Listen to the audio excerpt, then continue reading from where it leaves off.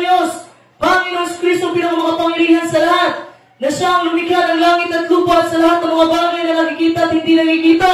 Nasa pamamagitan ng kanyang pinakamakapangyarihang mga kamay ay kanyang ginawa ang tao mula sa likabok ng lupa ayon sa kanyang wangis. At siya din ang walang mantsa, walang dungis at walang kapintasan, ang nag-iisang bugtong at buhay na Diyos ng mga Diyos, na walang katulad at hindi magtutularan, walang mga kahigit at kamangha-mangha, dahil siya ang walang simula at walang katapusan, na ang langit ng mga langit ang kanyang tahanan.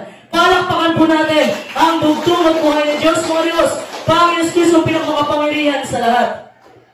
At palakpakan po natin siyempre ang mga banal na mga anghel ng bugtong at buhay ng Diyos, mga Diyos, na kasama po natin sa loob ng 6 na araw at hanggang sa mga oras na ito, mga kapatid. Palakpakan din po natin ang mga sugo ng bugtong at buhay ng Diyos, walang iba, ang ating mahal at kagalang-galang na si Father Light at pagbabalik ng Espiritu at kapangyarihan ng bugtong na sugo, walang iba, ang ating mahal at kagalang-galang na si Pastor Light. Palakpakan po natin, mga kapatid. Naanyahan ko po kayo, mga kapatid, na manalangin po kayo sa inyong mga isipan dahil itong mga salita ay hindi po ito galing sa akin, kundi galing po ito sa bugtong at buhay ng Diyos kumita ng kanyang banal na kasulatan, mga kapatid. So, ang ating pong tubig nitong umaga, mga kapatid, sa araw ng Sabat, nagtitiis ka ba? Ha? Nagtitiis ka ba? Sa panahon ba may mga pagsubok ka, mga kapatid, nagtitiis ka ba? O sumusurrender ka na agad? Ha? Araw-araw po, mga kapatid, klase-klase po ng mga pagsubok ang ating napagdaanan. Ha? Hindi po yung pagsubok natin sa unang buwan, yun na yung pagsubok mo hanggang sa katapusan. Iba't iba po ang inaharap natin ng mga pagsubok araw-araw. Ang gustong itanong ng bugtong at buhay ng Diyos sa bawat isa sa atin, nagtitiis ka ba? Ha? Balik po tayo sa versikulo ng Matthew 24:13. Ang magtitiis hanggang wakas, siya lang maliligtas. So, nandito kayo, mga kapatid. Ha? Nandito kayo hanggang ngayon ay ang in-expect nga ni Elder Proceso na konti lang. Pero hindi konti ito, hindi ko na mabilang eh. Palakpakan natin ang bugtong at buhay ng Diyos. 2-3 lang, hindi ng bugtong at buhay ng Diyos at nasarapan siya. Ito, sobra na to. Elder Proceso, sobra na. Hindi ko po sukat akalain na ganito po kainit ang pag-welcome niyo sa amin dito. Maraming pong salamat. Palakpakan po natin ang bugtong at buhay ng Diyos. Isang malaking pribilehiyo po, mga kapatid, na tayo po ay gawing instrumento ng bugtong at buhay ng Diyos para maibahagi o maipangaral ang kanyang kaharian. Hindi lang po sa Mindanao, hindi lang po sa Luzon. Ang target po natin, mga kapatid, dahil ito po ang misyon na pinapagawa sa atin ng bugtong at buhay ng Diyos, ay Matthew 24:14. Ang ebanghelyo ng patungkol sa kanan ay ipapangaral hindi lang sa Pilipinas, kundi sa buong sanlibutan. Ang katapusan ng panahon ay darating na. Ha? So, nagtitiis ka ba? Ang ating pong power verse, mga kapatid, is mabasa po natin sa Awit, chapter 42, verse 1 to 11. So marami pong, siguro nakakarinig na po kayo, mga kapatid, na sinasabi po ng ibang tao na God will never give us more than we can bear. Hindi po tayo bibigyan ng higit sa ating mga kaya. Naniniwala po ba kayo sa kasabihan na ganyan? Ha? Naniniwala po ba kayo, mga kapatid, na hindi po tayo bibigyan ng bugtong at buhay ng Diyos ng higit sa ating mga kaya? Minsan napapatanong ka. Ha? Pero alam niyo, mga kapatid, naniniwala ako sa kasabihan dahil may versikulo na nakasuporta. Mabasa po natin sa 1 Corinto chapter 10, verse 13. 1 Corinto 10, verse 13. Purihin ang bugtong at buhay na Diyos. Hindi dumating sa inyo anumang tukso, kundi yaong matitiis ng tao, na tapat ang Diyos, na hindi niya itutulot na kayo'y tuksuhin ng higit sa inyong makakaya, kundi kalakip din ang tukso ay gagawin naman ang paraan ng pag-ilag upang ito inyong matiis. When you fall into sin, mga kapatid, pag ikaw ay nasubukan ng bugtong at buhay ng Diyos, it's never because the temptation was unbearable. Hindi po porke kayong tentasyon o yung pagsubok na dumarating sa inyong buhay, hindi mo makakaya. Kundi bakit, mga kapatid, pinili mong hindi gawin ang paraan ng bugtong at buhay ng Diyos. Ha? Mas pinili mo ang iyong pamaraan kaysa sa pamaraanan ng bugtong at buhay ng Diyos. Minsan dumarating tayo sa ating buhay, mga kapatid, na once may mga pagsubok sa ating buhay, gusto agad natin may solusyon. Gusto agad natin, sinasagot tayo ng bugtong at buhay ng Diyos. Kaya minsan, napapatanong tayo sa bugtong at buhay na Diyos, bakit hindi pa sinasagot ang iyong mga dalangin? Alam mo, minsan mga kapatid, pag nasa kaligitnaan po tayo ng ating mga pagsubok, doon po pumapasok ang ating kaaway na si Satan. Dito po sa ating mga utak. Sasabihin sa iyo, sana yung Diyos mo, pinabayaan ka na, lumipat ka na ng reliyon. Ha? Masakit bang isipin mga kapatid na yung dating mga kasama ninyo ay hindi nyo nakita ngayon dito ngayon? Tama ba? Kasi sinabi po ng Matthew 24, Matthew 24 mga kapatid, 10 to 13, ang sinabi doon ay manlalamig ang pag-ibig sa bawat isa. Manlalamig. Kung dati yung first love mo, ang bugtong at buhay Diyos, bago ka pa sa pananampalataya, sobrang active mo sa simbahan. Ikaw laging nauna. Pero katagalan mga kapatid, alam mo yung relationship natin sa bugtong at buhay Diyos, parang ano yan siya eh. Yung iniisip natin na parang bago lang kayo ikasal, nasa honeymoon stage pa kayo. Sobrang tuwang-tuwa ka pa, kung mga pagsubok, makakayanan natin to. Pero hanggang kailan ka magtitiis? So, ang bugtong at buhay ng Diyos, mga kapatid, sa panahon nagbalik ka sa paanan ng bugtong at buhay ng Diyos, okay pa yung buhay mo. Pero hindi sa lahat ng panahon, mga kapatid, ay nag-i-enjoy tayo. Hindi sa lahat ng panahon ay laging masaya ang buhay. Yun po dapat natin isipin, mga kapatid, na hindi po nangako ang bugtong at buhay ng Diyos na dito sa mundo ay ayahay ang buhay, relax ang buhay. Napapansin nyo, mga kapatid, marami tayong problema, nangunguna dyan ang financial. Pero ang sabi ng Matthew 6:33, datapat unahin po muna ninyo ang kaharian ng bugtong at buhay na Diyos. Ang kaharian at katwiran at ang lahat ng mga bagay ay pawang idaragdag lang. So sa ano pong paraan, mga kapatid, na unahin natin ang bugtong at buhay na Diyos? Ito lang ba yung sa araw ng Sabado? Okay, pupunta ako kasi araw ng samba ngayon, pupunta ako ngayon. So kumusta po ang 6 na araw? Sino pong nanalangin sa inyo dito pagkagising nyo sa umaga? Taas po yung kamay. Palakpakan natin ang bugtong at buhay na Diyos. Yan po ang pinakamagandang gawin po natin, mga kapatid. I-priority natin ang bugtong at buhay na Diyos, hindi yung naalala lang natin tsaka tayo manalangin. Hindi yung titingnan mo muna yung schedule mo. O Panginoon, saglit lang bugtong at buhay na Diyos, sobrang busy ko ngayon. Magpapakain pa ako ng mga hayop, tapos sa alagaan ko pa yung mga anak ko. Dito ka lang sa dulo. Hindi po ganun, mga kapatid. Yan po yung sinabi ng Matthew 6:33. Ang pinag-usapan dyan, hindi lang po araw ng Sabado, kundi araw-araw, piliin mo munahin ang bugtong at buhay na Diyos sa anong paraan. Ito po yung paraan na pagkagising mo sa umaga, tupiin mo yung hinigaan mo at manalangin ka sa bugtong at buhay na Diyos. Kung nanalangin ka, mga kapatid, sa bugtong at buhay na Diyos at ang proteksyon ng bugtong at buhay na Diyos ay sasama sa iyo sa buong araw. Palagpakan po natin ang bugtong at buhay na Diyos. Pag tayo po'y dumarating sa ating kahirapan, mga kapatid, darating talaga yan. Darating talaga, mga kapatid. Darating talaga ang mga pagkakataon na ibinigay sa iyo ng bugtong at buhay na Diyos ang higit sa iyong makakaya. Kasi gusto ng bugtong at buhay na Diyos, lumabas ka sa comfort zone mo. Sanay ka na lang, okay, ganito lang. Hindi pwede yan, mga kapatid. Remember Peter. Nalala niyo si Pedro. Sa lahat ng mga disipulo ng bugtong at buhay ni Diyos, naalala nyo nung lumakad ang bugtong at buhay ni Diyos sa dagat? El Reposeso? Sino ba sa mga disipulo nagpresenta na, pwede ba papuntahin mo dyan ako, Panginoon? Walang iba kundi si Pedro. So lumabas si Pedro sa kanyang comfort zone. Alam ni Pedro na hindi pwede makalakad sa dagat kasi mangingisda siya eh. Alam ni Pedro yun. Lumabas siya sa kanyang comfort zone. Itong comfort zone natin yung bangka, mga kapatid. Yun yung bangka. Lumabas si Pedro. Nung time na nakalakad siya, mga kapatid, malakas yung hangin, malakas yung mga alon. Dapat, mga kapatid, nakatutok ka lang sa bugtong at buhay na Diyos. Nung una, mga kapatid, nakatutok lang si Pedro kaya nakalakad siya. Pero napansin na niya, naglingon-lingon na siya, mga kapatid, sa paligid niya. Sobrang lakas ng hangin at alon. Kaya nangyari, lumubog si Pedro. Kulang sa pananampalataya. Minsan, mga kapatid, dinadala tayo ng bugtong at buhay na Diyos sa punto na mawawasak ka na. Alam niyo bakit? To bring you to the end of your own resources. Na wala ka nang mapuntahan, para ka nasa bangin.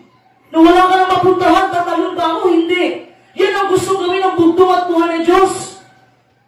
Para masabi mo, Hindi ko na kaya, bugtong at buhay, Diyos, kailangan kita sa aking buhay. Yun po ang gusto ng bugtong at buhay na Diyos. Palakpakan natin.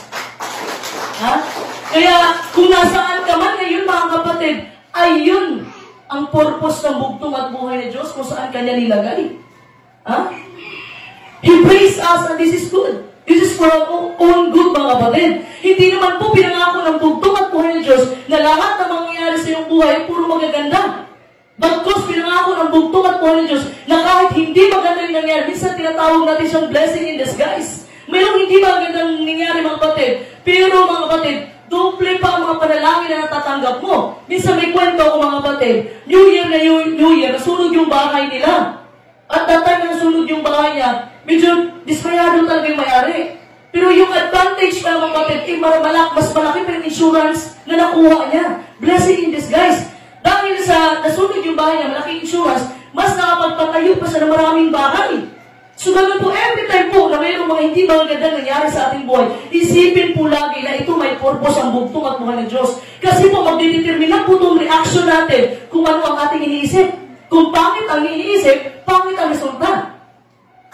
Ha? Pero pag mas maganda yung iniisip mo, mayroong purpose ang bugtong at buhay ng Diyos. Bakit nangyari ito? Ha? Minsan nawala yung mahal mo sa buhay. Mayroong purpose ang bugtong at buhay ng Diyos. Bakit nangyari ito? Ito lagi natin sinasabi. Hindi yung agad natin na tinatanong ang bugtong at buhay na Diyos. Wala pong problema, tanungin mo ang bugtong at buhay na Diyos. Minsan nangyari na rin sa buhay ko yan nung wala si Pastor Lahi. Ha? Kasi nasa kalagitnaan tayo ng pagsubok eh. Yung pagsubok po, binibigay ng bugtong at buhay na Diyos para mas lalo tayong lumalapit sa Kanya. Pero ito namang si Satan, mga kapatid, ginagamit itong pagsubok na binigay ng bugtong at buhay na Diyos para lalo tayong lumayo sa bugtong at buhay na Diyos. Bakit? Alam nyo? Kasi nilalagyan kanya ng mga katanungan sa isipan nyo. Napapansin nyo? Nasa kalagitnaan kayo ng mga pagsubok, maraming pumapasok mga hindi magaganda mga salita sa isipan nyo. So dapat mga importante, mga kapatid, pag tayo ay nasubukan ng bugtong at buhay na Diyos, dapat ang iniisip natin puro positive. Kasi ito po yung magiging reaction natin. Pag mas maganda yung nasa isip natin, maganda yung kalalabasan, mga kapatid. Ha? Huwag po tayong magpapatalo sa ating kaaway. Kasi si Satan po, mga kapatid, gagawin niya lahat ng mga kaya niya.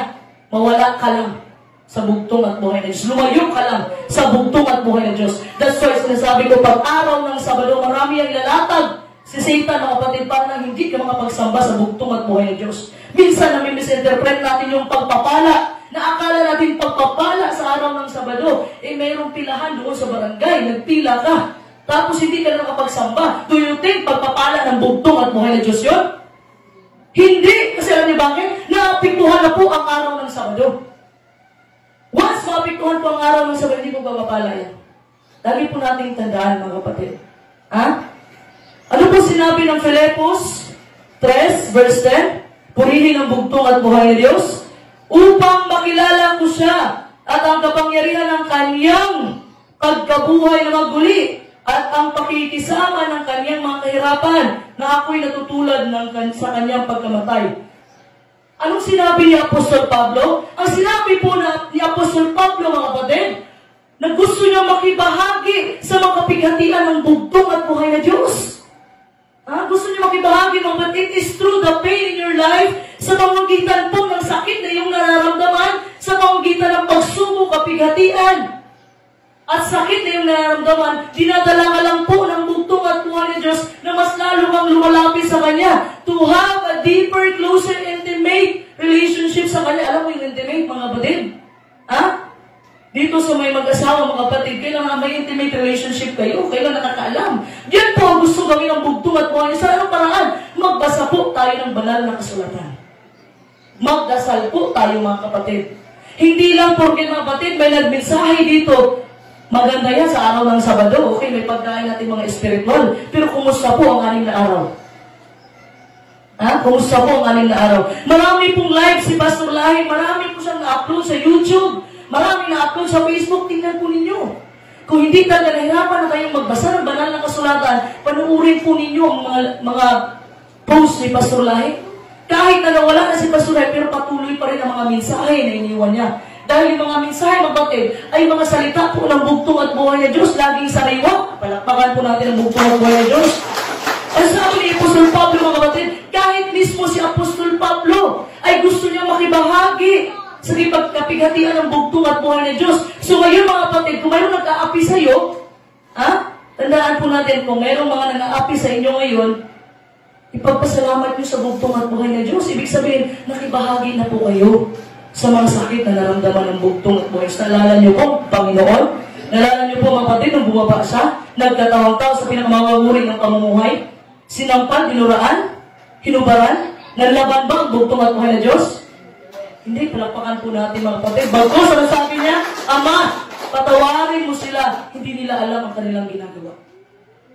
Pero tayo, mga kapatid, pag may kaaway tayo, sabihin agad, last ka na lang. Ipapabarangay na kita. Wala tayong pagtitiis. Minsan, mga kapatid, kailangan natin isipin, every time na gusto mong gumanti sa mga kaaway mo, isipin nyo lang po kung anong ginawa ng bugtong at buhay ng Diyos nung nagkatawang tao siya. Inalipusta, dinuraan, sinampal, pinapako pa sa kalbaryo ng krus para sa ating mga kasalanan. Hindi niya kasalanan, Wala pong kasalanan ng bugtong at buhay ng Diyos. Ang mga kasalanan natin na nakapako doon.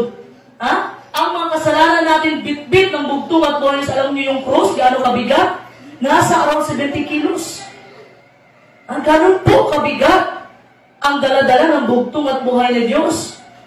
Para sa ating mga kapatid, para tayo ay maligtas sa ating mga kasalanan at tayo magkaroon ng buhay na walang hangganan. Palakpakan po natin, mga kapatid. Ang sabi po ng 1 Pedro, chapter 4, verse 12 to 13. 1 Pedro, chapter 4, verse 12 to 13. Dalay purihin ang bugtong at buhay ng Diyos. Mga minamahal, huwag kayong magtaka tungkol sa mahigpit na pagsubok sa inyo na dumarating sa inyo upang kayo'y subukin. Nawaring ang nangyayari sa inyo hindi karaniwang bagay, kundi kayo'y mga galak, sapagkat kayo'y mga karamay sa mga hirap ni Kristo, upang sa pagkahayag ng kanyang kaluwalhatian naman ay magdala kayo na malabis na galak. Ano sinasabi ng banal na kasulatan? Dapat ba tayong malungkot kung mayroong pagsubok? Ano sinabi? Mga galak. Dahil tayo ay naging karamay ng bugtong at buhay ng Diyos sa kanyang kahirapan, palakpakan po natin ang bugtong at buhay ng Diyos. Kaya kung may mga taong ayaw po sa inyo, ito po yung masasabi ko. Kung may mga taong ayaw sa inyo, mga kapatid, lalo na yung kapitbahay nyo, bigyan nyo po ng pagkain. Yung kasamaan po, huwag po natin suklian din ang kasamaan. Yung kasamaan po, itinuro sa atin ang bugtong at buhay ng Diyos, ay suklian po natin ang kabutihan. Kung laging bad trip sa inyong kapitbahay mo, bigyan mo ng ulam. Dapat yung bago din na ulam, hindi yung panis na. Kasi, sabi kayo agad, ibigyan mo na yun sa kapitbahay kasi malapit na mapanis yan. Hindi rin po maganda yan. Dapat, sabi nga ng bugtong at the best lagi ang ating ibibigay, mga kapatid. Pag nagbigay po tayo sa bugtong at was always the best yan. Yung pinakamaganda. Ano sinabi ng banal na kasulatan, mga kapatid? Dapat mga galak kayo. If you want to see and enjoy, kung gusto niyo pong maranasan ang kaligayahan, ang kalulatian ng bugtong at buhay ng Diyos, ay una po, kailangan po natin makibahagi sa kapighatian at kahirapan ng bugtong at buhay ng Diyos. Dahil po, pagdating mo sa langit, mga kapatid, ganito masasabi ko. Every time ba may pa-birthday sa inyo, lagay natin, ang dami mong in-invite. Elder proseso, ang dami mong invite, buong barangay in-invite mo. Tapos ikaw nag-prepare lahat, ikaw nagluto, ikaw nagsikaso, ikaw naghugas. Pagkatapos ng araw na yun, pagkatulog mo, ano sinasabi? Salamat po, buhay ng Diyos. Kasi naranasan mong mapagod. Yun din ang gusto ng bugtong at buhay ng Diyos. Kasi mga kapatid, kung hindi tayo makaranas sa pagsubok dito sa mundo, pagdating mo ng langit, hindi mo ma-appreciate ng langit. Sabihin mo lang, ito na pala ang langit. Pero pag once makaranas tayo ng mga pagsubok, mga kapatid, sabihin, thank you, Lord. Salamat, bugtong at buhay ng Diyos. Kasi nga, naranasan mo na lahat, mga kapatid. Kung ano yung naranasan ng bugtong at buhay ng Diyos, ay nakibahagi po tayo. Pagsubok natin, mga kapatid, hindi pa naka 1/4 kay Job. Alam niyo si Job? Alam niyo yung kwento ni Job? Si Job, mga kapatid, kinuha sa kanya lahat, anak niya, mga hayop niya, lahat. Ano pang sabi ng asawa niya? Sumpahin mo na yung Diyos mo. Yun pang sinabi ng asawa niya. Pero sinumpa pa ni Job. Bagos, ano ginawa ni Job? Nagpasalamat pa siya sa mga pagsubok. Kahit binigyan siya ng sakit, mga kapatid, na yung mga uod lumalabas sa kanyang katawan, ay every time na mayroong nahuhulog na uod, ay binabalik niya. Ha? Grabe yung naranasan ni Job, mga kapatid. Pero hindi siya sumurrender. Pinagpatuloy niya pa rin, nagpasalamat pa siya sa bugtong at buhay niya. Sabi niya, kung ang bugtong at buhay na Diyos ang nagbigay sa akin, siya naman din ang may karapatan na magkuha. Palakpakan po natin ang bugtong at buhay ng Diyos. Dapat po may mga pagsubok na dumarating sa ating buhay dahil ito po ay nakakatulong sa atin na ma-recognize po natin ang ating kahinaan. Ha? Ito po yung way ng bugtong at buhay, lalo na pag masyado ka ng mataas ang tingin sa iyong sarili, na kaya ko na to, hindi ko na kailangan ng ibang tao, ako na, kaya ko na to. Ibibigay po ng bugtong at buhay ng Diyos ang pagsubok.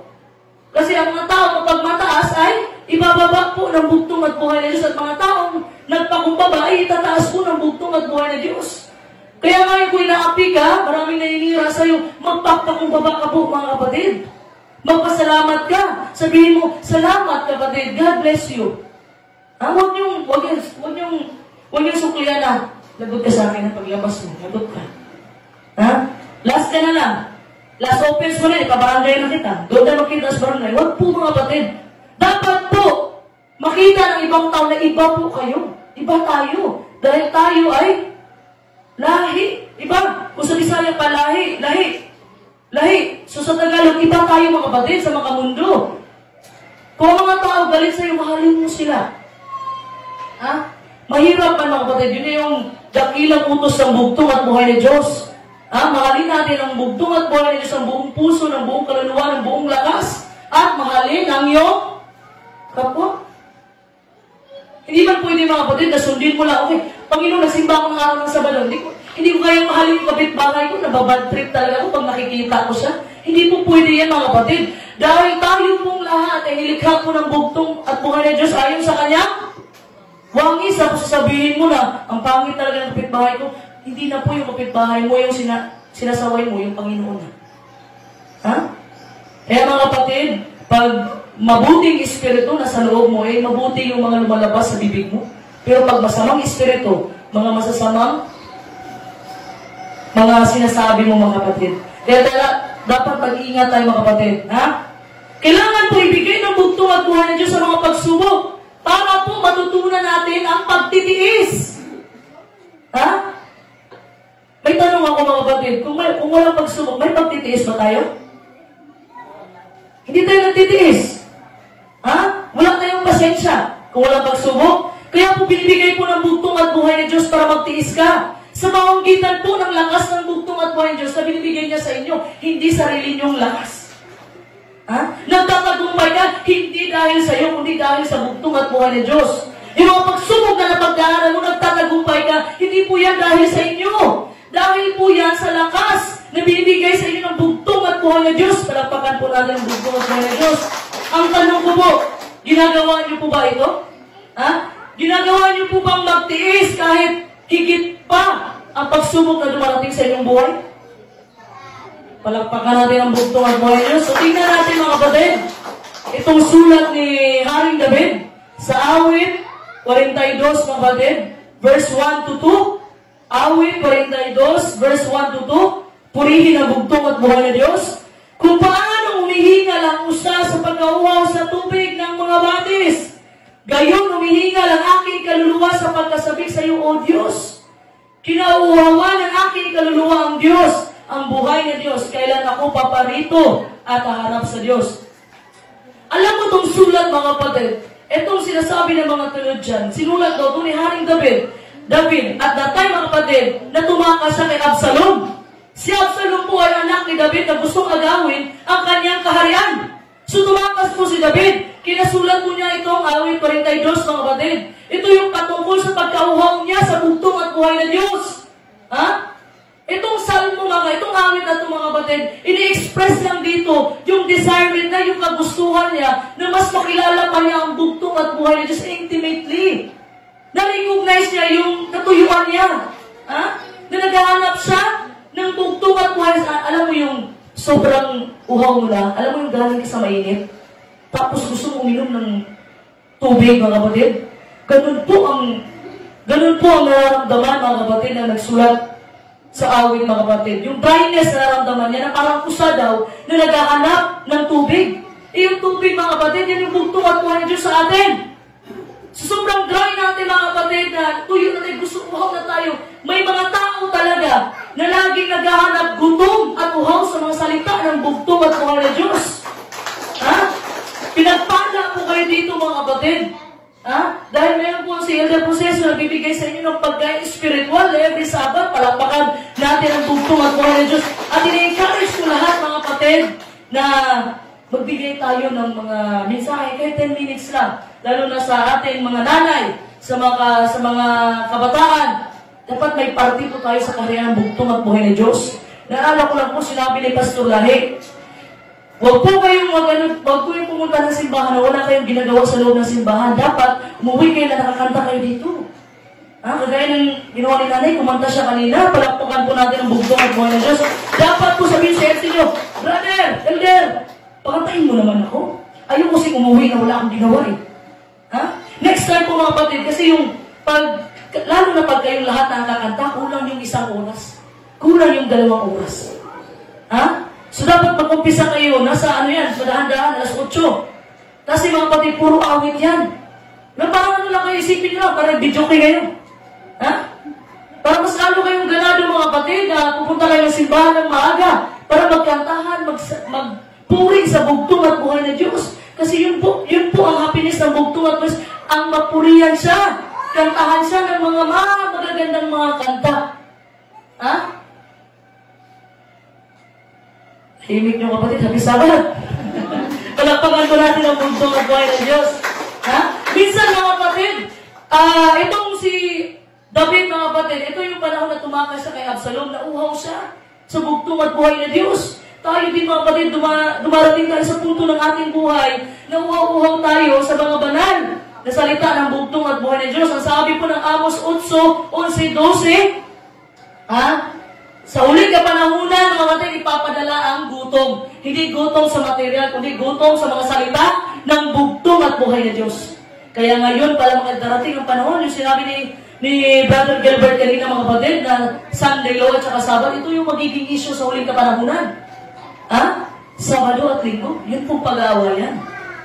At ipapadala ang gutom, mawawala ng mga Biblia. Nandyan po mabasa niya sa Amos 8:11-12. Ipapadala ang gutom. Kaya ngayon pa lang, dapat may mga memorya na kayong mga bersikulo. Kahit isa lang. Kahit 2, 3, mag-umpisa kayo sa isa. Importante po yun, mga kapatid, para pagkain sa ating mga espiritu. Kaya, inaanyahan ko, mga kapatid, ini-encourage ko kayo na every Sabbath, maghandog kayo ng awit dito. Kahit isa kayo. Kunti lang naman. Kaya na siguro mga 2 oras. Isa-isa talaga, maghandog kayo, di ba? Pag-uwi nyo, ang sarap sa pakiramdam. Sabihin nyo, salamat, bugtong at buhay na Diyos. Kahit hindi ganun kaganda ang boses ko. Nakikinig pa rin. Nakikinig ka sa akin. Kasi hindi ko basihan, mga kapatid, ang kagandahan ng boses. Ang kagandahan ng boses, mga kapatid, kung pangit ang boses mo dito pagdating doon sa langit, sobrang ganda ng pakinggan sa bugtong at buhay ng Diyos yan. Wala akong pakialam ang bugtong at buhay ng Diyos kung hindi kaganda ang iyong boses. Ang gusto mo ng bugtong at buhay ng Diyos ay papurihan siya, hindi mo pagandahan ang boses, ang pagpupuri sa bugtong at buhay ng Diyos, kundi sa pamagitan ng iyong puso. Palakpakan mo natin ang bugtong at buhay ng Diyos. So, ano po sinabi ng awit 42, verse 10? Purihin ang bugtong at buhay ng Diyos. Nawari tabak sa aking mga buto, na tinutuya ako ng aking mga kaaway habang sinasabi nilang lagi sa akin, saan nandoon ang iyong Diyos? Alam mo, minsan, mga kapatid, ito yung nangyari nga kay Job. At the times, mga kapatid, na dumaan yung mga pagsubok sa kanyang buhay, yung mga kaibigan siya, ganun ang mga sinasabi, nasaan na yung Diyos mo? Alam mo, every time may mga pagsubok, mga kapatid. Every time may mga pagsubok, may nagpipintuhan dyan, sabihin, dami mong pagsubok ngayon, nakapera. Magano tayo doon. Tila tayo sa Sabado. May bigay ng bigas doon sa barangay. Alam niyo, mga kapatid, when trial comes, doon po pumapasok ang ating kaaway, ang ating kaaway na si Satan sa mga utak natin. Huwag po tayong magpapatalo, mga kapatid. Every time may mga pagsubok na dumarating sa ating buhay, sabihin mo agad mga kapatid, nagtagumpay ka na. I-claim mo na nagtagumpay ka na sa mga pagsubok. Alam niyo bakit? Una na nagtagumpay ang bugtong at buhay ng Diyos doon pala sa pagpapako niya sa Kalbaryo ng Cross. Ang sabi niya, tapos na. Tapos na. It is done.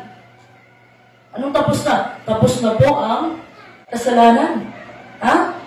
Natalo na ng bugtong at buhay ng Diyos si Satanas. Tapos ikaw, magpapadala ka ngayon kay Satan.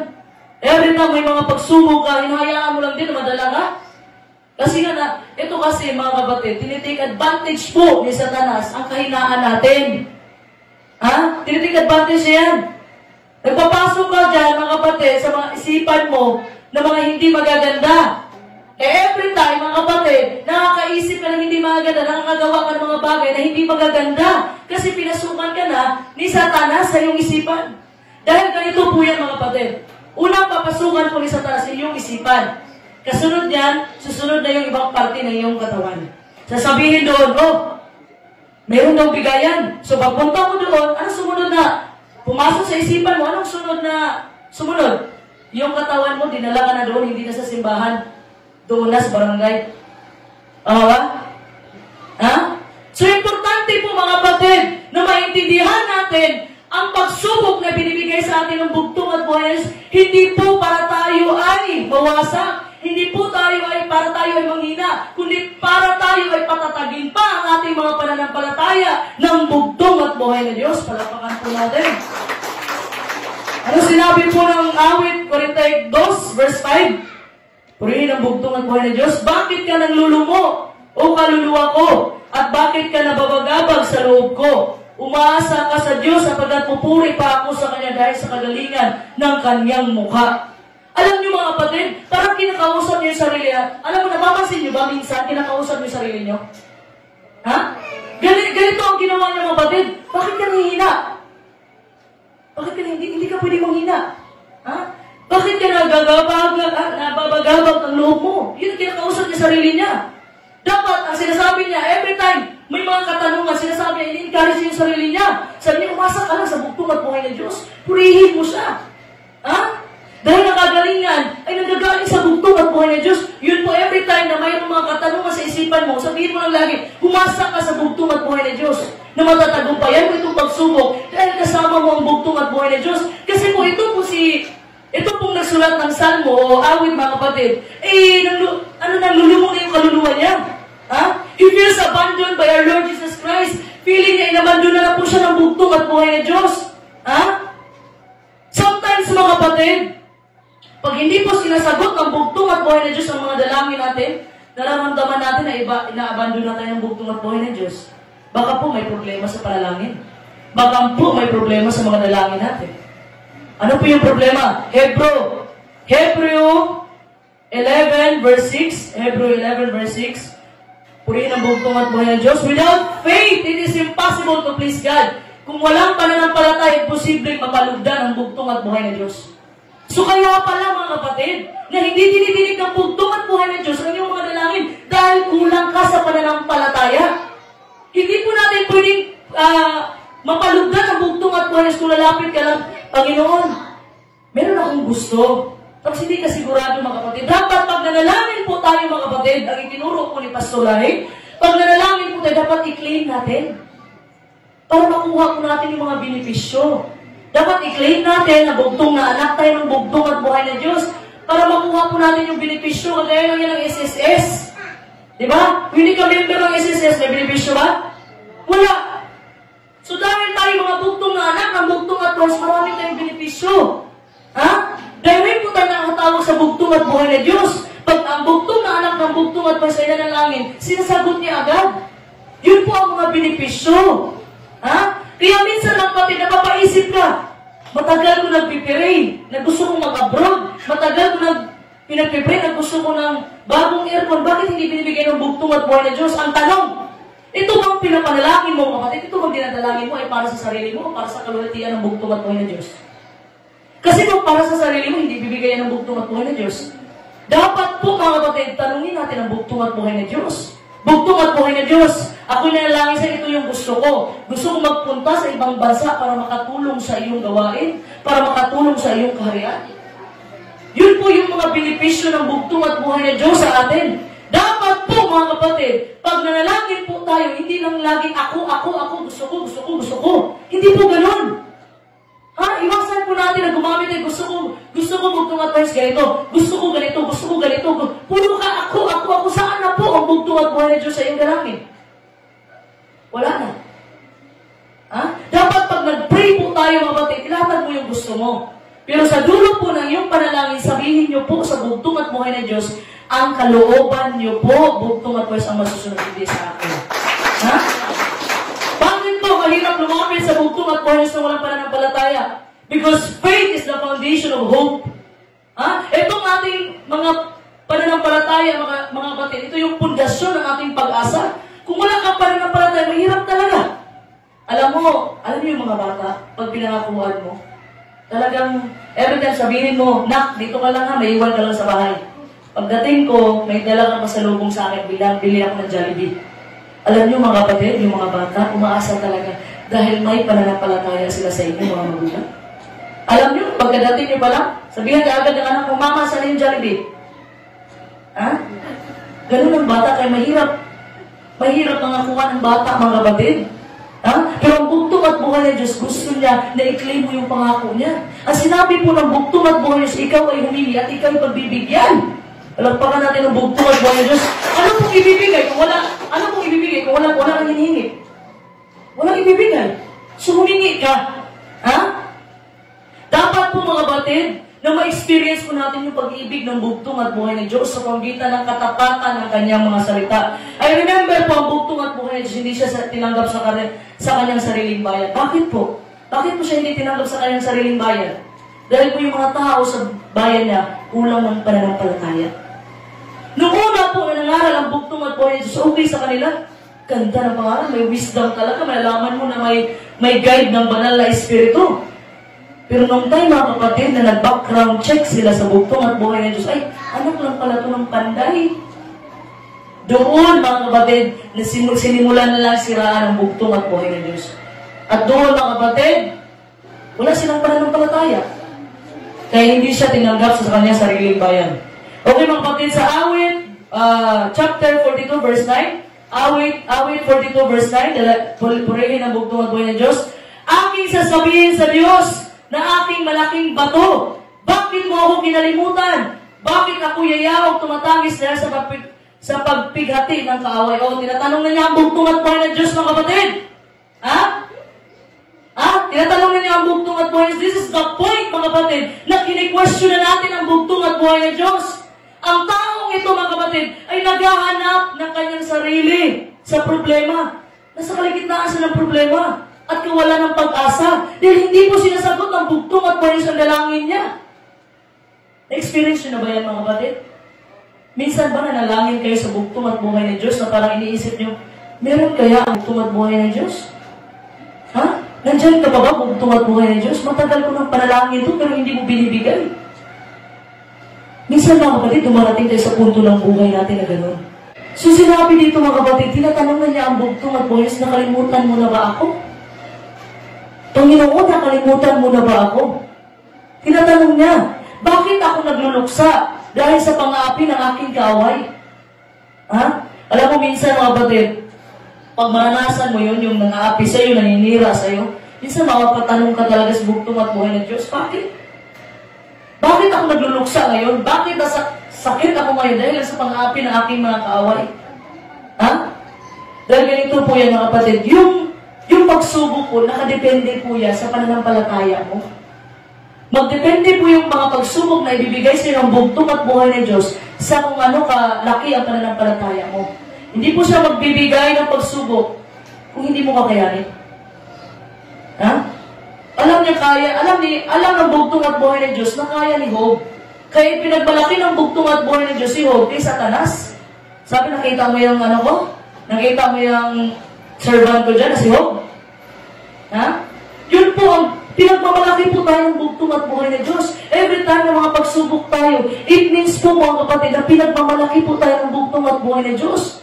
na alam niyang matatagumpayan natin dahil sa ating pananampalataya sa Kanya. Palakpakan po natin ang bugtong at buhay ng Diyos. Once in your life, mga kapatid, nagdadasal ka, nandyan agad ang bugtong at buhay ng Diyos. Sino nakakaranas niyan, mga kapatid? Nasabi niyo agad, uy, ang bilis na sagot ng bugtong at buhay. Baka kapanalangin ko pala, pero sinagot na agad. Sino pong nakaranas niyan, mga kapatid? Taas kamay. Palakpakan natin ang bugtong at buhay ng Diyos. Ha?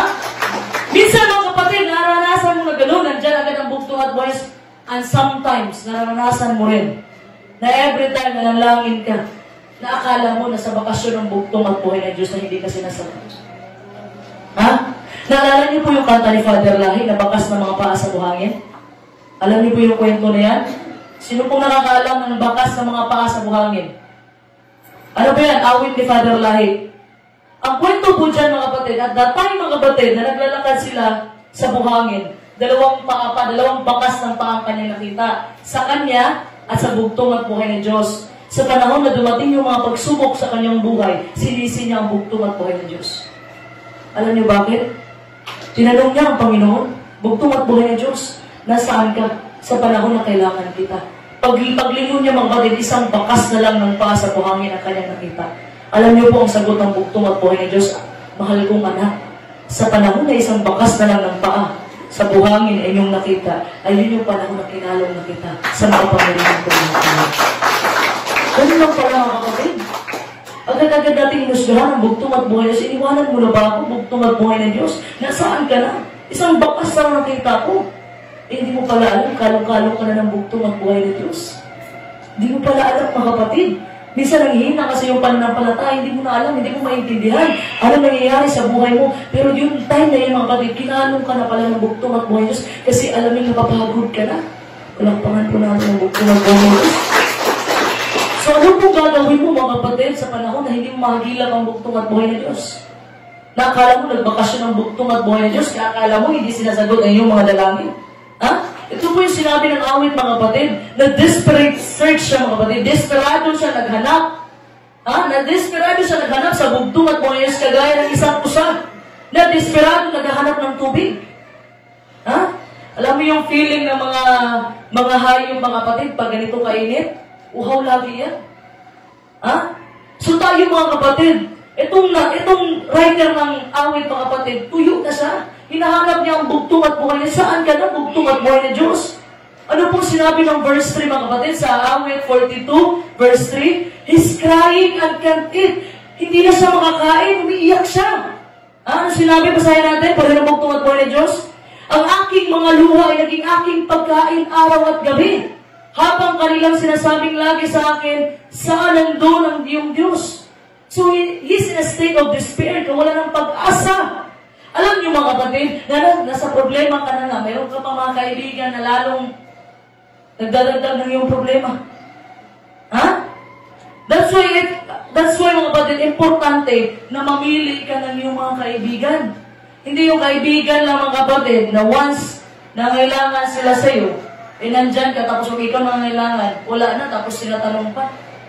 Ha? Sana ba yung Diyos mo? Humingi ka ng tulong sa Diyos na pinaglilingkuran mo. Ganun minsan kasi, mga kapatid, eh. Ito po yung nangyari, mga kapatid. Ang pagkain niya, mga kapatid, ay luha. Naranasan niyo na ba yan, mga kapatid, na meron kayong pagsubok, na hindi, wala na kayong gana kumain. Alam niyo, naalala ko, pag yung mga magulang na wala ng mga anak, nababaliw, kulang sa tulog, hindi na makakain. Ganun po ang naramdaman ito, mga kapatid. Nakawala ng pag-asa. Wala ng ganang kumain. Oras-oras, gabi-gabi, umiiyak. Ha? Grabe yung naramdaman niya, mga kapatid. Nasa stage siya ng kawalan ng pag-asa.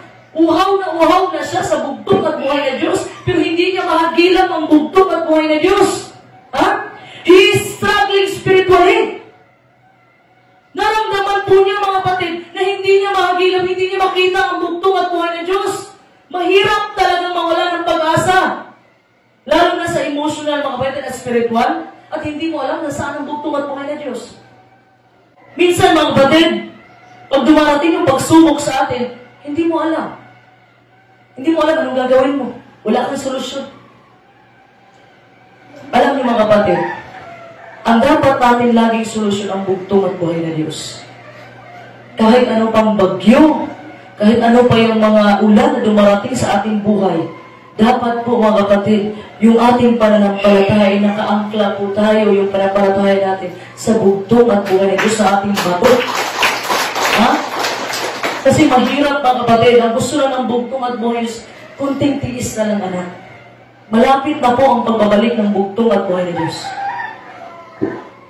Kunting tiis na lang po ang gusto ng bugtong at buhay ng Diyos. At kayong lahat mga kapatid ay makakatanggap sa pangako ng bugtong at buhay ng Diyos. Ito po yung banal na Espiritu na pinangako niya para tayo ay makatiis hanggang wakas. Palagpakan po natin ang bugtong at buhay ng Diyos. Kailangan po natin mga kapatid ang banal na Espiritu ng bugtong at buhay ng Diyos. Kasi hindi ka makikis, bakit? Kapangyarihan. Laban sa kapangyarihan. Kapangyarihan mo, tao ka lang naman. So kailangan mo ng kapangyarihan ng bugtong at buhay ng Diyos. Kaya mga kapatid, sa lahat na nandito, konting tiis na lang. Ha? Magtiis po tayo mga kapatid sa pagitan ng tulong ng bugtong at buhay ng Diyos. Magsimba lang po kayo lagi every Sabbath. Every Sabbath. Huwag po ninyong isipin na pabigat itong Sabado. Kundi isipin nyo, isa itong pribilehiyo. Sa daming tao dito sa mundo mga kapatid, pero ikaw ang pinili ng bugtong at buhay ng Diyos maging bugtong at buhay. Ha?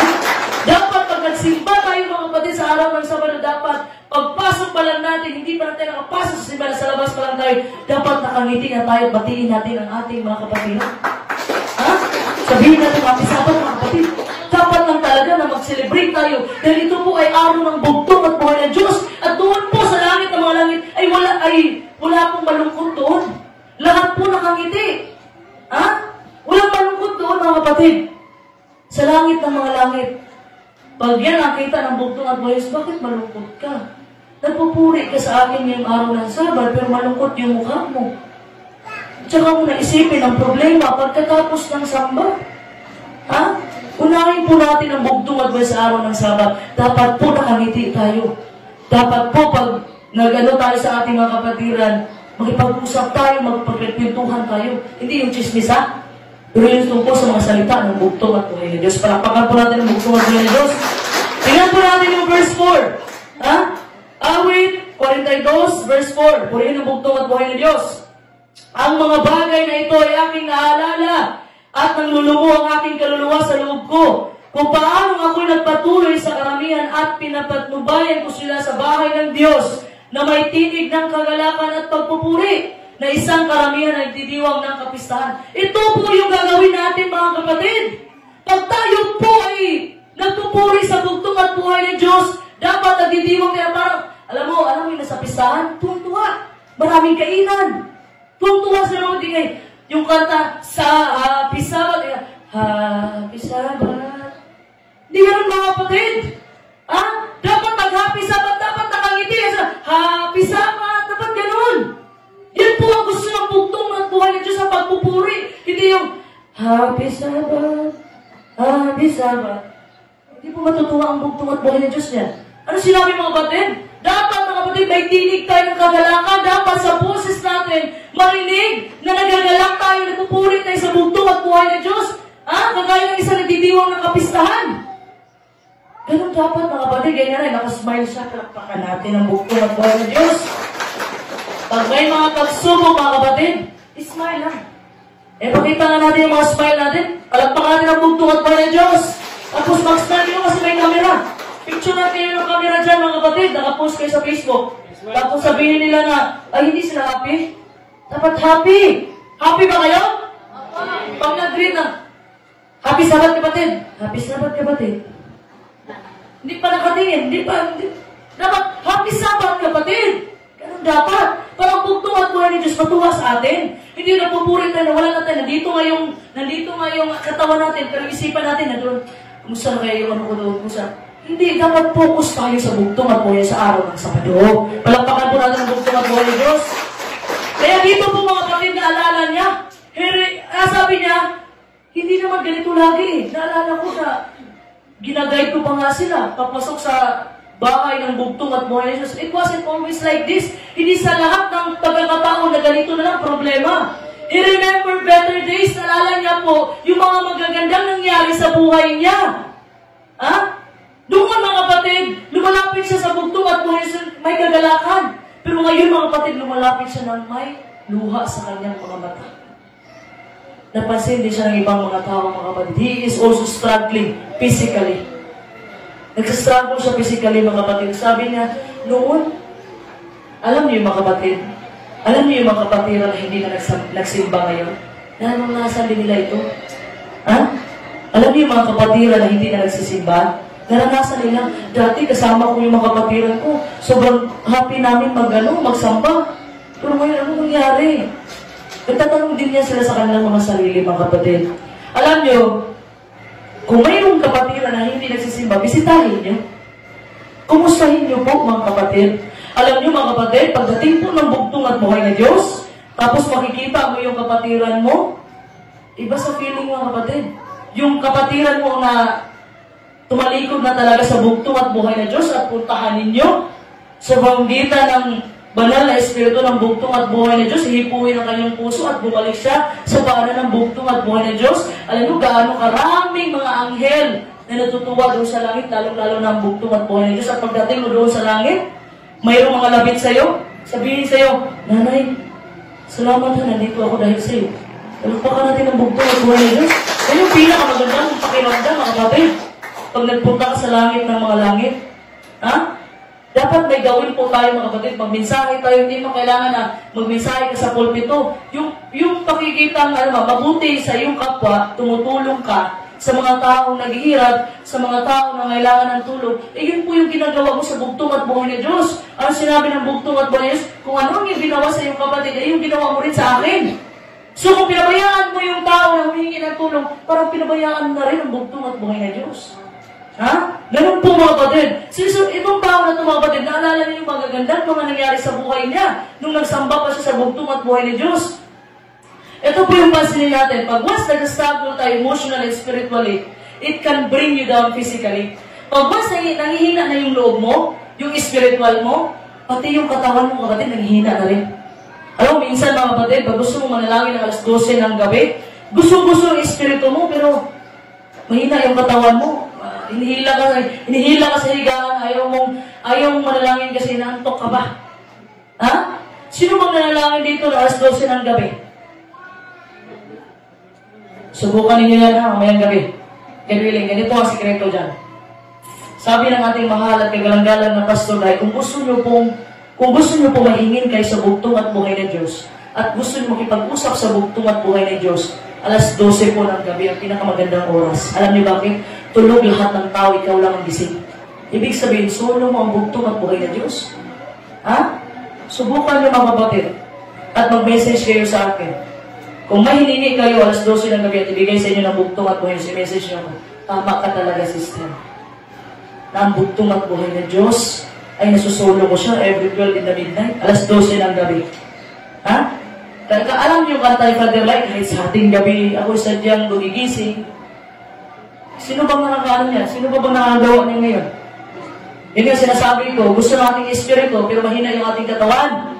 Pero subukan nyo lang, mga kapatid. Magpa-alarm kayo. Subukan yan straight. 1 week straight. Kung ano ang mga panalangin nyo sa bugtong at buhay ng Diyos, dinideklara ko yan sa pagitan ng kapangyarihan ng bugtong at buhay ng Diyos na ibibigay yan sa inyo ng Panginoon. Palakpakan natin ang bugtong at buhay ng Diyos. Ha? Subukan nyo lang. So, kung hindi na siya nag-struggle, mga kapatid, emotionally and spiritually, pati physical niya, down na siya. Akala niya, inabandona na siya ng bugtong at buhay ng Diyos. At hindi lang emotionally, hindi lang spiritually, hindi lang physically, pati sa relationship niya sa kapwa niya, mga kapatid. Because he is surrounded by those who are adding to his grief, kalungkutan. Napapaliputan siya ng mga kaibigan niya na nagdadagdag ng kalungkutan sa kanya. Ha? Better to choose your friends, mga kapatid. Yun ang sabi ni Solomon. Piliin mo yung kaibigan mo. Marami po tayong natutunan, mga kapatid, sa ating binasa. Marami po tayong natutunan, mga kapatid, sa banal na kasulatan ng bugtong at buhay ng Diyos, na ang ating buhay hindi laging matamis.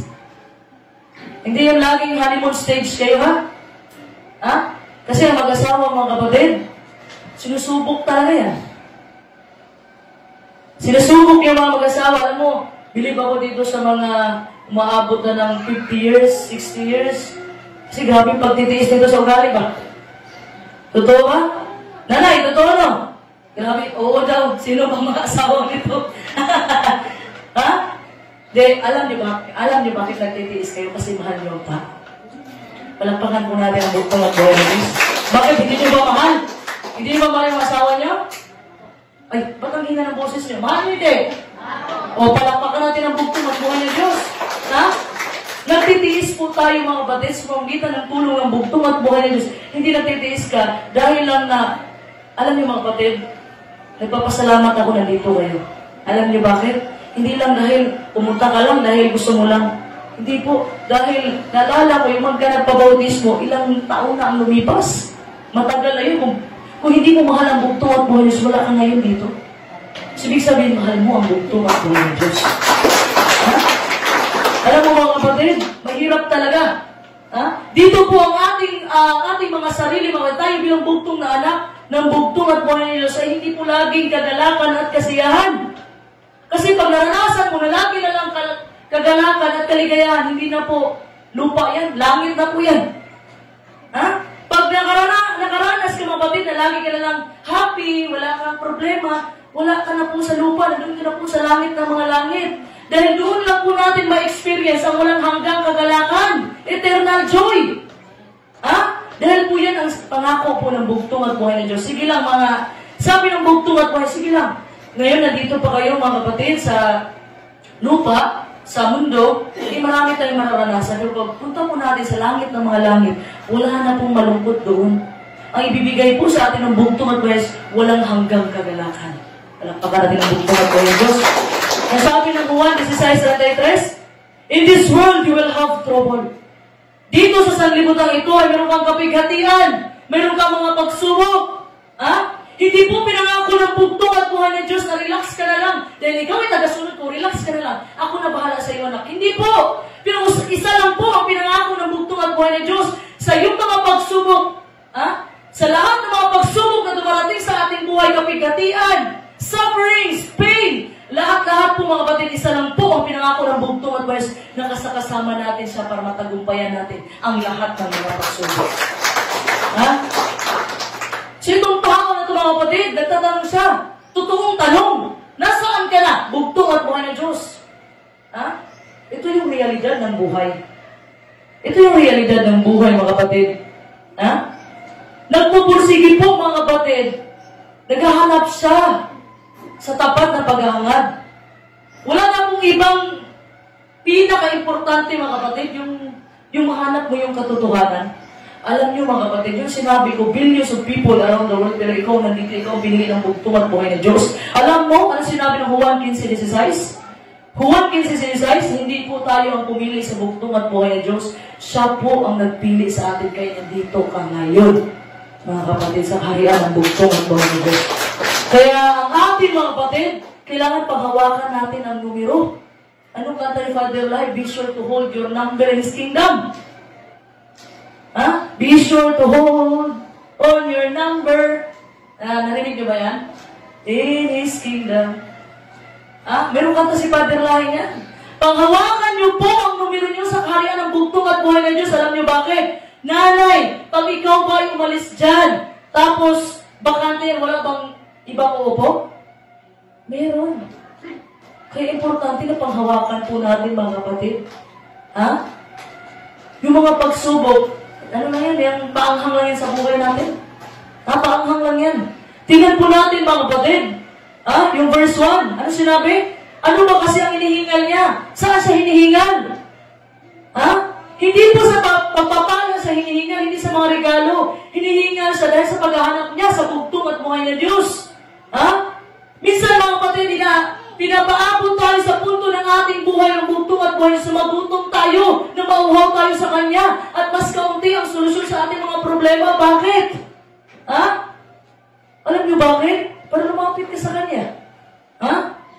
Minsan mga kapatid, meron mga unexpected na nangyayari sa buhay natin. Ha? Meron pong hindi ginustong pangyayari. Alam niyo mga ganon? Gusto natin ng pagbabago agad. Ha? Minsan mga kapatid, hindi natin napapansin, bakit kunti lang ang solusyon? Bakit ito lang ang solusyon? Dahil po, pag once tayo ay tagasunod ng bugtong at buhay sa tayo, mga bugtong, anak ng bugtong at buhay ng Diyos, Wala na pong plan A, plan B, plan C dito. Hindi mo pwede sabihin na, sana nandito si Father Lai, hindi sana magkagulo ang back to Christ, sana nandito si Pastor Lai, hindi sana magkagulo ang harian. Wala pong plan B, mga kapatid. Ha?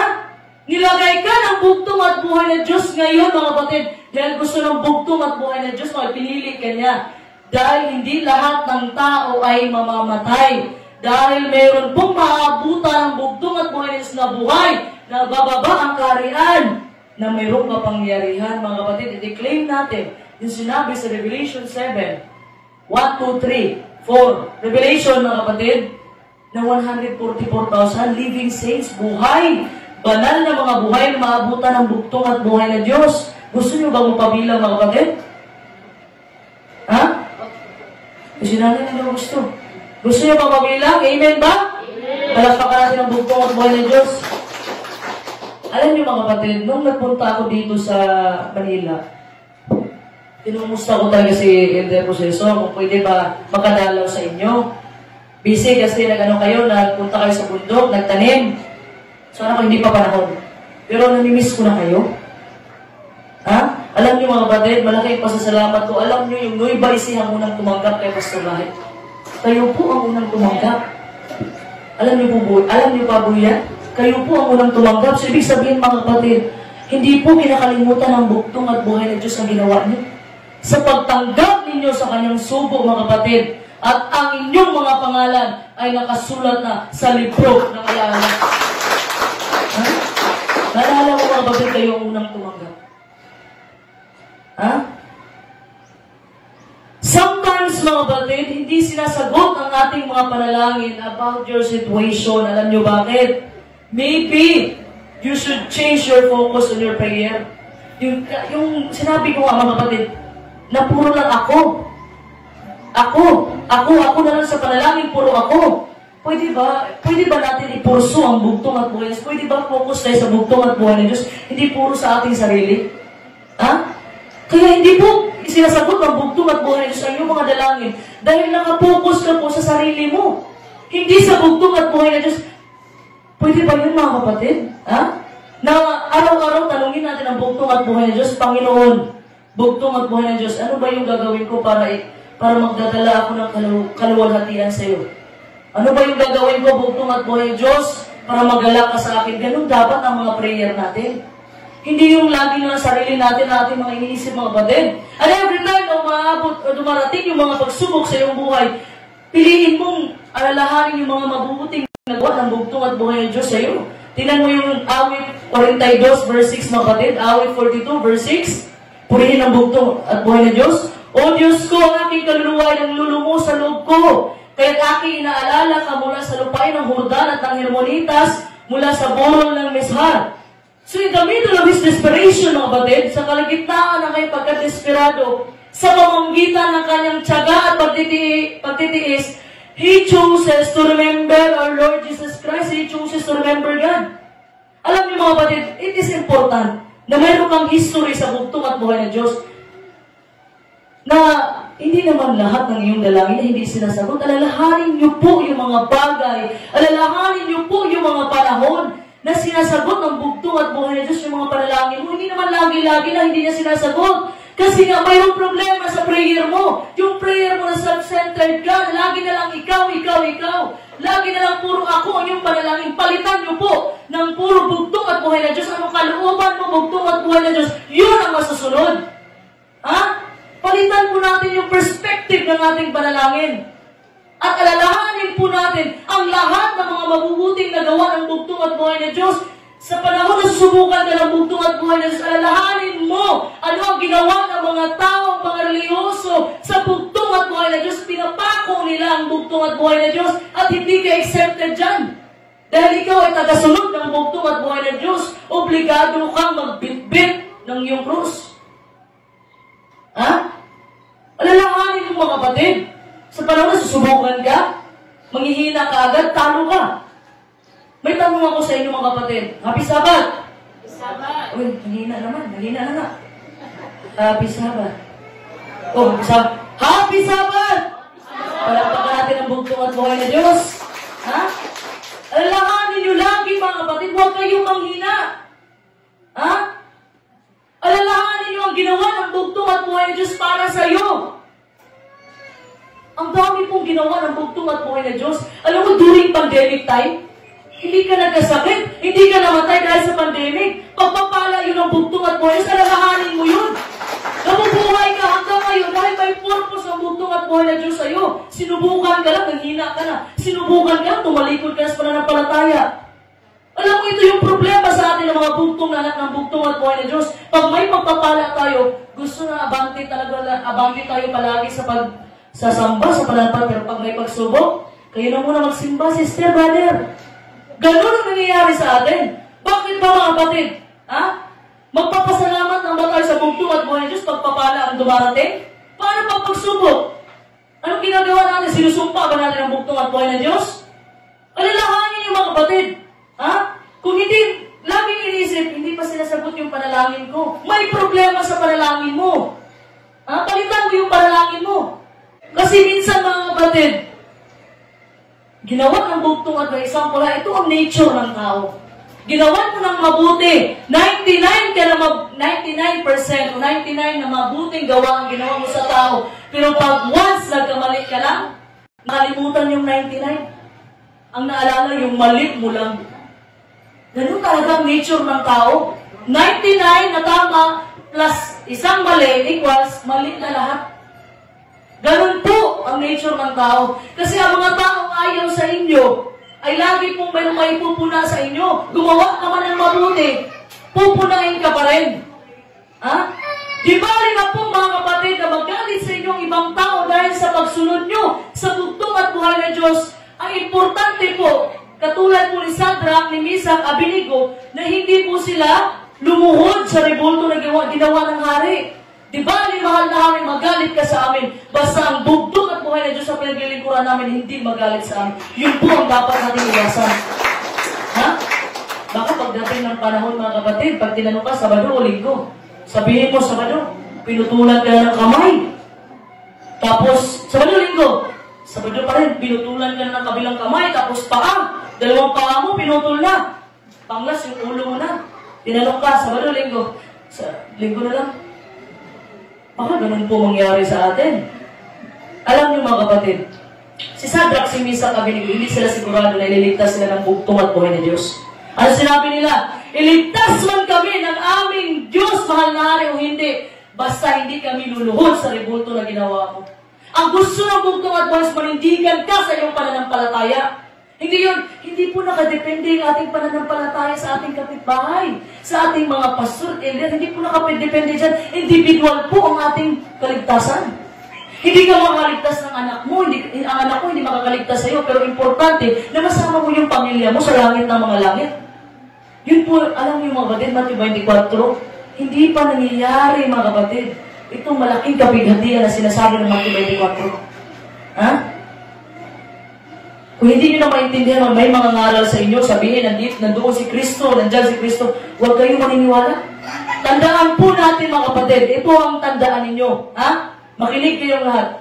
Hindi na po aapak sa lupang ito ang bugtong at buhay ng Diyos, Pahayag 1:7. Hindi na siya aapak dito mga kapatid, doon na siya sa alapaap. Once na may aapak dito, tapos sasabihin na siya ang Kristo, huwag kayong magpapalinlang. Huwag kayong maniniwala. Tandaan ninyo ito mga kapatid. Ha? Hindi na aapak pang muli ang bugtong at buhay ng Diyos sa lupa na ito. Doon na po tayo sa salubungin ang bugtong at buhay ng Diyos sa alapaap. At lahat ng mga mata ay makakita sa pagbabalik ng bugtong at buhay ng Diyos. Tapos may magsasabi na doon daw si Kristo. Sinabi ng banal na kasulatan, lahat ng mga mata makakita. Ha? Ganun mga kapatid, huwag po tayo magpapalinlang kasi nasa huling kapanahunan na po tayo, marami pong panilinlang na gagawin si Satanas mga kapatid. Ha? Alam niyo mga kapatid, yung pananampalataya po natin bilang mga bugtong na anak ng bugtong at buhay ng Diyos, para tayo mga tibag, alam niyo yung tsaa? Alam niyo yung tsaa? Ha? Malalaman niyo lang po kung gaano katapang yung tsaa pag once nilagay mo na sa mainit na tubig. Ganun po ang ating pananampalataya. So it means mga kapatid, it's easy to love God when all is well. Madaling mahalin ang bugtong at buhay kung nasa maayos ang lahat. Ha? Para tayong tsaka mga kapatid na nililagay sa hot water. sa mainit na tubig. Pero ang proof po ng ating pagmamahal ay doon po malalaman pag hindi nasa maayos ang lahat ng mga bagay. Madali lang mahalin ang bugtong at boys pag maayos ang buhay mo, madali lang mahalin. Pero pag once nagkakagulo-gulo ang buhay mo, marami kang pagsubok, doon po mapapatunayan ang pagmamahal mo sa bugtong at buhay na Diyos. Kasi ang bugtong at buhay na Diyos, mga kapatid, wala na siyang dapat pang patunayan sa atin. Ginawa na niya, nagkatawang tao na siya. Binuwis niya ang kanyang buhay. Ha? Pag lumayo ka sa bugtong at buhay na siya, lalayo din siya sa iyo. So, nasa iyo ang mga desisyon, mga kapatid. Binigyan po tayo ng kalayaan ng bugtong at buhay na Diyos na mag-decide. Ha? Pero siguraduhin po natin, mga kapatid, na yung desisyon na ito, hindi tayo magsisisi bandang huli. Ha? Tandaan po natin, mga kapatid, maghawak po tayo sa makapangyarihang kamay ng bugtong at buhay ng Diyos. Na kahit anong mangyari, mga kapatid, hindi ka bibitawan ng bugtong at buhay. Kaya sinasabi natin lagi na Panginoon, bugtong at buhay ng Diyos, hawakan mo ako sa iyong makapangyarihang kamay. Kasi pag tayo ang humawak sa bugtong at buhay ng Diyos, sigurado makakabitaw tayo, mga kapatid. Ha? Maaari, mga kapatid, kapag nasa dilim ka na ng iyong buhay, naka-experience na ba kayo na nasa darkest hour na kayo ng buhay? Yung nasa kadiliman na kayo ng buhay, na marami kayong problema, na tsaka kayo lumalabi sa bugtong at buhay ng Diyos, at sinasabi ninyo ang lahat ninyong mga problema. Nakasubok na ba kayo ngayon, kapatid? Ha? O hindi pa talaga kayo nakasubok ng grabing problema, no? Nakasubok na ba kayo na lumuhod kayo sa bugtong at buhay ng Diyos at sinabi mo yung kailaliman ng iyong pangangailangan? Buksan po ninyo ang kanyang banal na kasulatan, mga kapatid, sa Isaiah 40. Isaiah 40 verse 27. Purihin ang bugtong at buhay ng Diyos. Bakit sinasabi mo, Jacob, at sinasalita mo, Israel, ang daan ko ay lingid sa Panginoon at nilalagpasan ng aming Diyos ang kahatulan ko. God was hearing complaints from so many hearts and voices. Marami pong naririnig na mag-complain ang bugtong at buhay ng Diyos sa bawat isa sa atin. It's not fair. Bakit sa Panginoon, meron siyang ref doon, may aircon siya, wala? Ha? Bakit sila mayaman, ako hindi? Marami tayong mga complaints sa buhay natin, mga kapatid. Ha? At tatay, mga kapatid, na hindi sinasagot ang bugtong at buhay sa ating mga dalangin, kinukonklud natin agad na dahil tahimik ang bugtong at buhay, wala siyang ginagawa. Kinukonklud natin agad, hindi po ganun, mga kapatid. Kailangan niyo pong mag-antay. Tinuturuan po tayo ng bugtong at buhay sa magtiis at magpasensya. Hindi lahat ng gusto mo na susunod. Ha? Lalo na, mga kapatid, yung panalangin mo ay kapapahamak mo, hindi talaga ibibigay ng bugtong at buhay na Diyos yan. Ha? Minsan kasi, mga kapatid, sinasabi natin na hindi natin nakikita nagtatrabaho ng bugtong at buhay na walang nangyari. Iniisip natin na walang ginagawa ang bugtong at buhay na Diyos. That's why nagpapanik tayo. Pag nagpapanik tayo, nalulus control tayo, mga kapatid. At nagsisimula tayo gumawa ng mga pagkakamali. Dahil sa maling desisyon, dahil nagmamadali ka. Dahil hindi mo inantay ang kalooban ng bugtong at buhay ng Diyos sa sarili mo, nagkakamali yung mga desisyon mo sa buhay. Tapos, pag nagkamali na, sisihin mo na agad ang bugtong at buhay ng Diyos na ikaw mismo ang nagdesisyon. Ha? Ano yung sinasabi ng Isaiah 40 verse 28? Purihin ang bugtong at buhay ng Diyos. Isaiah 40 verse 28. Hindi mo baga naalaman, hindi mo baga narinig ang walang hanggang Diyos, ang Panginoon, ang may lalang ng mga wakas ng lupa, hindi nanlalantaw, napapagod man, walang makatarok ng kanyang unawa. Ano sinabi po ng versikulo, mga kapatid? Ha? Sa panahon na tayo mag-aantay, mga kapatid, doon po natin nalalaman ang totoong karakter ng bugtong at buhay ng Diyos. Nire-remind po sa atin, mga kapatid, ng bugtong at buhay ng Diyos. Na huwag natin kalimutan kung anong klase, anong karakter ng bugtong at buhay ng Diyos. Ang sinabi doon, He's the everlasting God. He's the creator of the ends of the earth. Siya po yung tagapaglikha, mga kapatid, ng lahat na mga nakikita at hindi nakikita.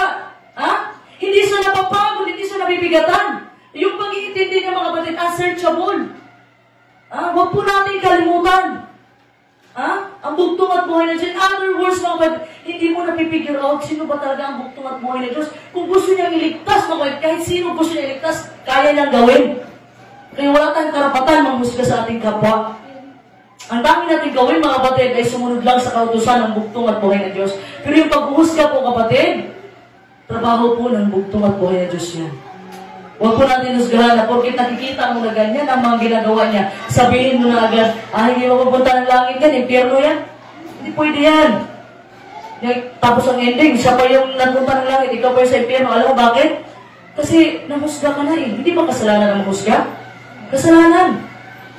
Wala pong binigyan kahit isang tao na binigyan ng bugtong at buhay ng Diyos na pwede mahusga sa kanyang kapwa. Ha? Ano sinabi po ng verse 29? Purihin ang bugtong at buhay, 40 verse 29. Siya nagbibigay ng lakas sa mahina at ang walang kapangyarihan ay pinanaganan niya sa kalakasan. So habang nag-aantay ka po sa bugtong at buhay, nire-replenish niya po yung lakas mo araw-araw. Alam niyo po yung nire-replenish? Binabago niya po, nilalagyan niya ulit, binabago niya, mga kapatid. Yung katawan mo araw-araw, yung spiritual mo. Na kung ikaw nangihina ngayong araw na ito, pagod ka, pagkabukas, bago na naman yung ibibigay sa iyo kalakasan ng bugtong at buhay ng Diyos. Nasabi po ni Isaias, na binibigyan po tayo ng kapangyarihan at lakas ng bugtong at buhay ng Diyos, binibigay po. You don't have to earn it. Hindi mo kailangan pagtrabahuan. Ha? You don't have to work for it. Ha? Binibigay lang po ng bugtong at buhay ng Diyos. Regalo po niya ito sa mga taong napapagod. Ang sinabi ng bugtong at buhay, nagbibigay ng lakas sa may hina. May sinabi ba? May kapalit ba ang bugtong at buhay sinabi niya? Binibigay lang niya. Ha? Hindi ito pinabayaran mga kapatid. Binibigay ng bugtong at buhay ng Diyos. Pero paano niya ibibigay kung hindi ka hihingi sa Kanya? Ask and it shall be given. So, humingi ka sa bugtong at buhay. Sa panahon na manghihina ka, hingin mo ang lakas ng bugtong at buhay sa ibibigay sa iyo ng bugtong at buhay ng Diyos yan. Palakpakan natin. Ha? Just remember, mga kapatid, ang gusto po ng bugtong at buhay ng Diyos ay nasa posisyon po tayo na totally dependent tayo sa Kanya. Hindi sa ating sariling lakas. Dapat doon tayo nakadependent sa bugtong at buhay ng Diyos. It doesn't matter who you are. Kahit sino ka pa, mga kapatid, mababae, mabata, matanda, bata, lalaki, ano ka pa mga kapatid, once humingi ka sa bugtong at buhay ng Diyos ng kalakasan, ibibigay niya yan sa iyo. Dahil yan ay pangako ng bugtong at buhay ng Diyos. Tingnan niyo si nanay. Ilang taon na po kayo, nanay? Opo. Ilan po? 80? Tingnan niyo, pero malakas pa rin sila, nanay. Palakpakan natin ng bugtong at buhay ng Diyos. Alam niyo po ba mga kapatid, na yung tagal na lang ng edad ba yan sa Tagalog? Yung edad ng tao, mga kapatid, 70 years old na lang.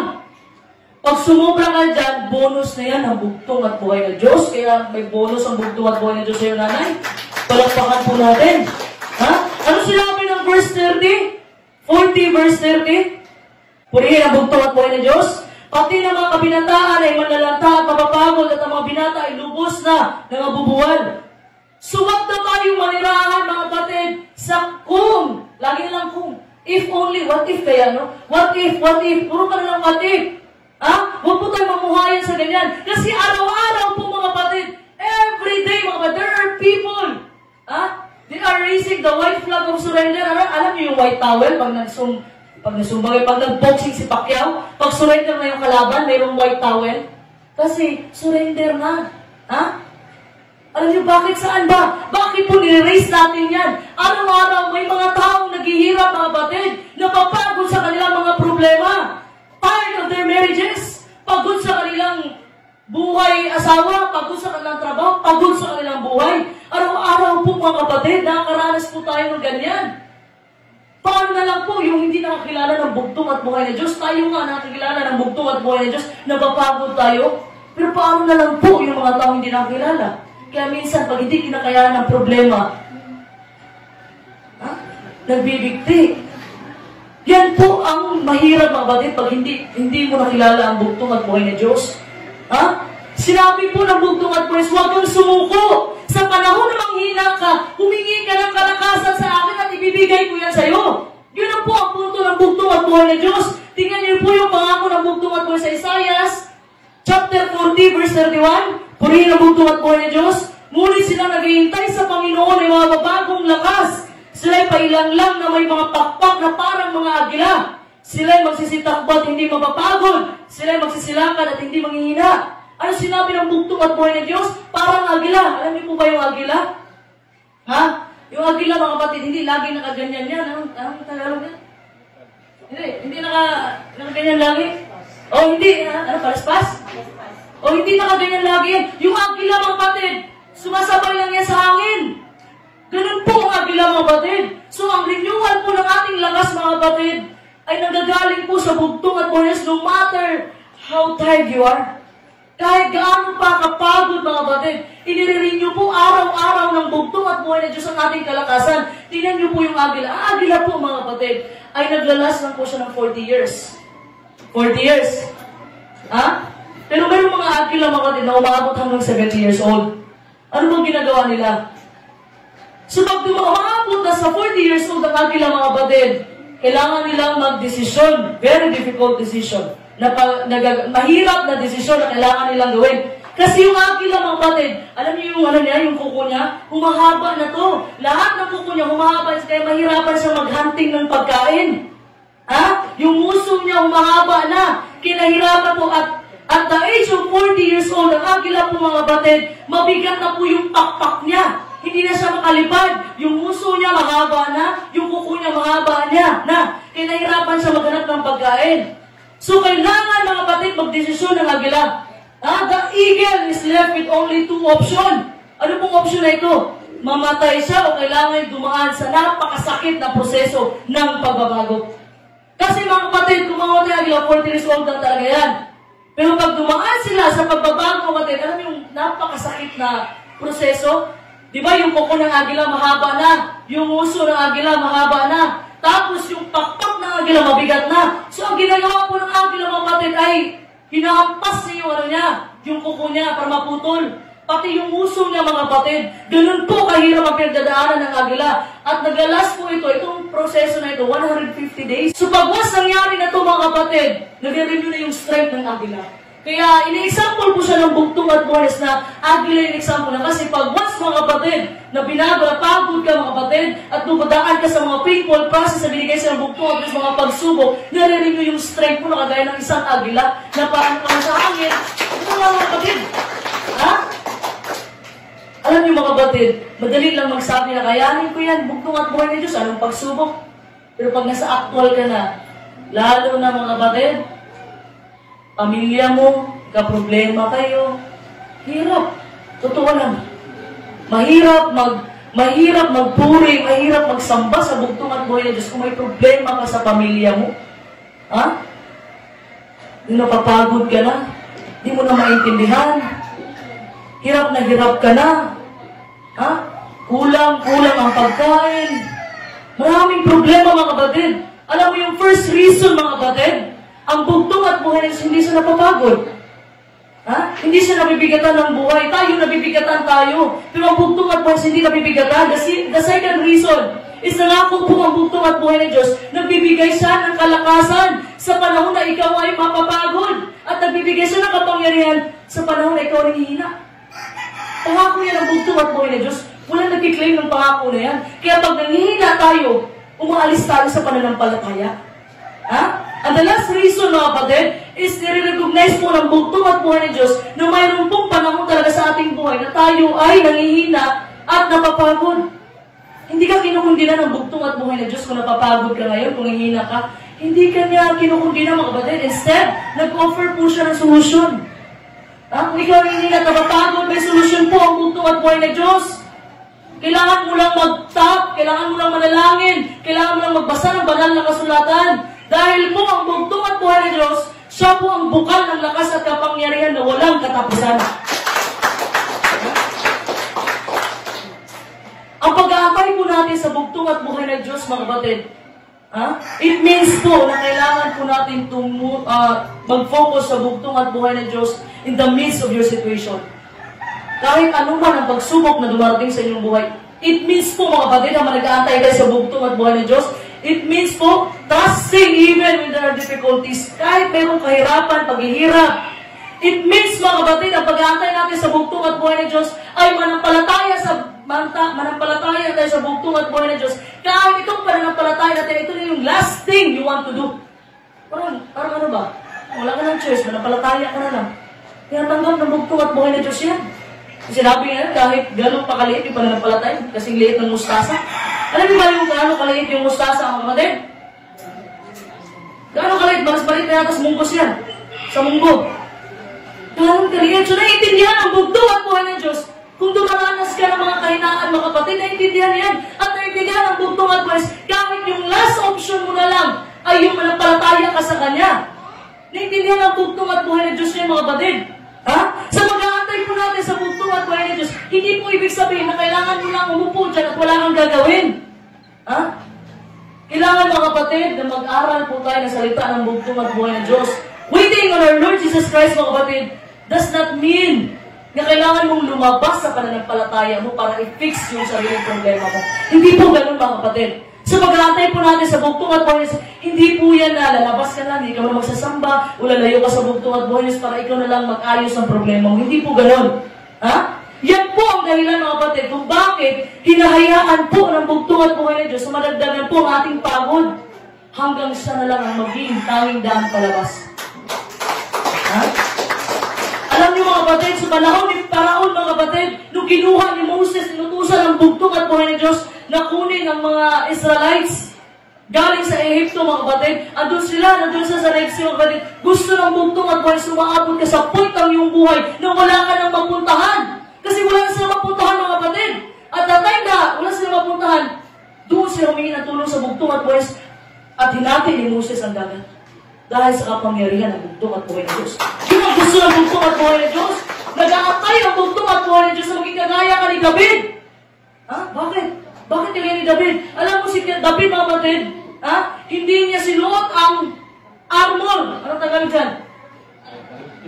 Hindi niya sinuot ang baluti na ibinigay sa kanya ni Saul. Kasi hindi ka siya.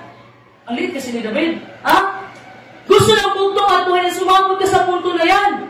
Ano sinabi ni David? The fight is not mine, but for our Lord Jesus Christ. Ang laban na ito ay hindi sa akin. Ito ay laban ng bugtong at buhay. Kaya natalo niya sa Goliath. Gusto ng bugtong at buhay sumabot ka sa punto na yun, mga kapatid. Ha? Nasabihin mo na hindi ko ito laban, bugtong at buhay, laban mo ito. Ha?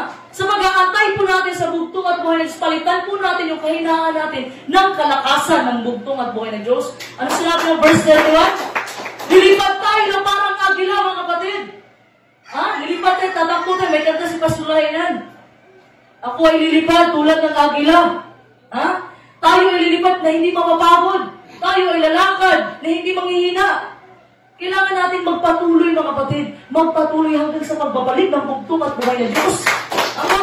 Huwag po tayong mag-give up, mga kapatid. Kunting tiis na lang. Ha? Yun ang gusto ng bugtong at buhay ng Diyos. Kunting tiis na lang. At ang yung pangako ng bugtong at buhay na sa buhay na walang hangganan ay ibibigay po sa atin yan. Pag tayo nagtiis hanggang sa wakas, yun lamang po ang maliligtas. Palapakan po natin ang bugtong at buhay ng Diyos. Gusto kong ibigay sa ng bugtong at buhay ng Diyos ang mga rason bakit kailangan mo magpatuloy. Isusupply po ng bugtong at buhay ng Diyos ang iyong mga pangailangan para ikaw ay makatiis, mga kapatid, as long as you must wait for Him. Ha? Ibibigay niya, ano kailangan mo, anak? Ibibigay ko sa iyo. Basta magtiis ka lang. Nanghihina ka, ibibigay ko sa iyo kalakasan. Ano ba kailangan mo? Binibigay niya lahat, mga kapatid. Sinusupply niya lahat para ikaw, para tinutulungan kanya, mga kapatid, para ikaw ay makatiis hanggang wakas. Ha? Yung sinabi niya, mga kapatid, ibibigay niya ang kanyang banal na espiritu, mga kapatid, para ikaw ay makatiis. Kasi hindi talaga kaya, mga kapatid, kung tayo lang, wala tayong espiritu ng bugtong at buhay nitong huling kapanahunan. Sa time na ikaw nangihina, mga kapatid, nasa discourage ka, napipil mo na inabandona ka ng bugtong at buhay na Diyos. Ha? Isipin mo lagi, mga kapatid, na ang bugtong at buhay sa omnipresence siya. Ibig sabihin, present siya lagi kahit saan ka man magpunta. Ha? Kahit man, mga kapatid, pumunta ka doon, saan ka pumunta. Hindi mo kayo pumunta sa simbahan, pamanalangin ka, another day ha, hindi Sabado. Pag ibang araw, pag mayroon kang ginagawa araw-araw, manalangin ka kahit saan, nandun po ang bugtong at buhay ng Diyos na kasama mo. Ha? Whatever it is, mga kapatid, ang pangako po ng bugtong at buhay ng Diyos, tandaan po natin, mga kapatid, whatever it is, ano yung pinagdadaanan po natin ngayon, ang pangako po ng bugtong at buhay ng Diyos, ang presensya niya, ay kasama natin. He is always be there, mga kapatid. Kahit saan naman, always, yun po ang pangako ng bugtong at buhay na Diyos na tayo ay sasamahan niya hanggang sa mga huling panahon. Palakpakan po natin ang bugtong at buhay na Diyos, mga kapatid. Magsitayo po tayo.